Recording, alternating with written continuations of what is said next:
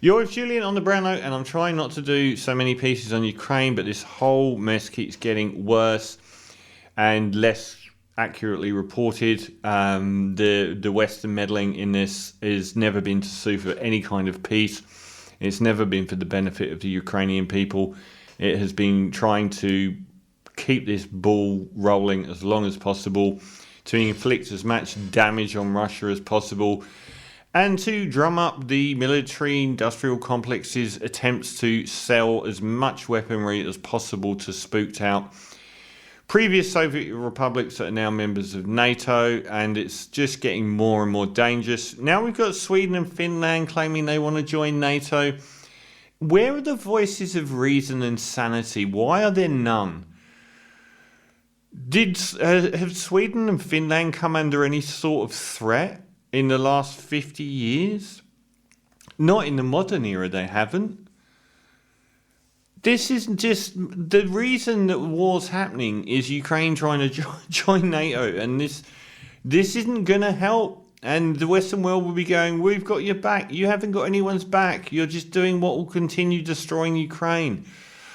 Utter madness. And the people driving this, they don't care that they're destroying the West as well. The cost of living here is extortionate in Australia, and UK is going through a downturn. America's going through a massive downturn.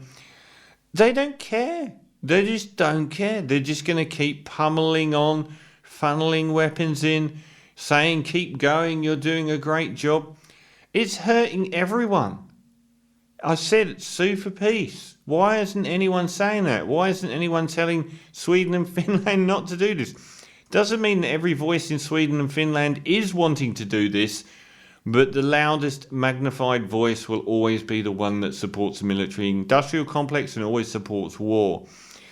Turkey have come out. Turkey, a NATO member, has said it will object to Sweden and Finland joining NATO on the grounds that the two countries failed to respond positively to extradition requests. One man's terrorist is another man's hero. So I think this has to do with the Kurds. I think the Kurds that Turkey has been calling terrorists have been harboured in Sweden and Finland, and they've refused to extradite them. We will not say yes to those countries that apply sanctions to Turkey to join the security organisation NATO. Erdogan said, the leader of Turkey. They say they will come to Turkey on Monday. Will they come to persuade us they shouldn't bother? Sweden's leaving one era behind us and entering a new one because Sweden was so under attack that they needed to join NATO. Nothing was happening to Sweden. The Finnish government confirmed its intentions to join NATO on Sunday, shortly before Andersson's ruling. Social Democrats abandoned 73 years of opposition. Who is running the West at the moment? Andersson said Sweden's NATO ambassador would formally hand over Stockholm's application to the alliance headquarters in Brussels within the next few days. This is what led to this war, and we're doing it even more. Russia had no interest in hurting Sweden or Finland.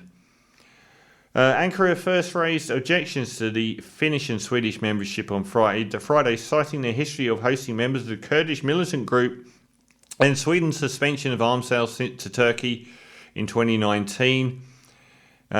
Senior Turkish officials are quietly concerned that the conflict is now turning into a NATO-Russia war, and the risk of escalation is growing. This is a real thing. This war should have lasted a month. I said it would last 2 months, and it's now being fueled by these very nasty, malevolent forces out for money and out to hurt Russia, that aren't in the interests of anyone involved, especially the Ukrainians being reduced to rubble.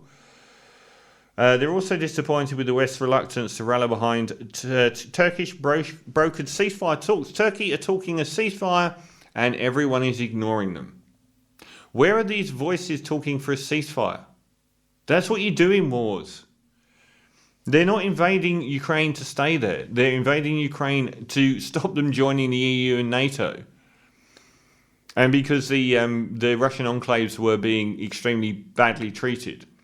And so we're just going to try and get Sweden and Finland, to Sweden's case, to the major countries that aren't in NATO, in Europe, to join as well. That is really not going to help, is it? It's really not going to... this is like pouring gasoline on. It's absolute insanity, and who knows where it will end. And you have to remember that when the whole world's at war, these people make so much money out of it. They just don't care. They want if you're the military industrial complex, your biggest goal in life is to seek a reason for you.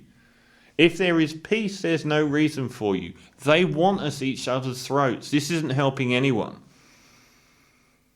When these countries join NATO, they take enormous amounts of their budget that they could spend on healthcare, education, infrastructure, everything else, social welfare programs, and they spend it on the weapons they're buying from America and Britain. It's a con, and it's a dangerous destruction of your own budget. Because NATO says you've got to spend X buying all this military hardware from Britain and America to raise your military up to this standard. Ukraine isn't even being offered membership of the EU or NATO, and this is what they're fighting for. This war should be over already, and it's getting really dangerous now. We are letting the most malevolent forces... Where are the voices of reason and sanity here?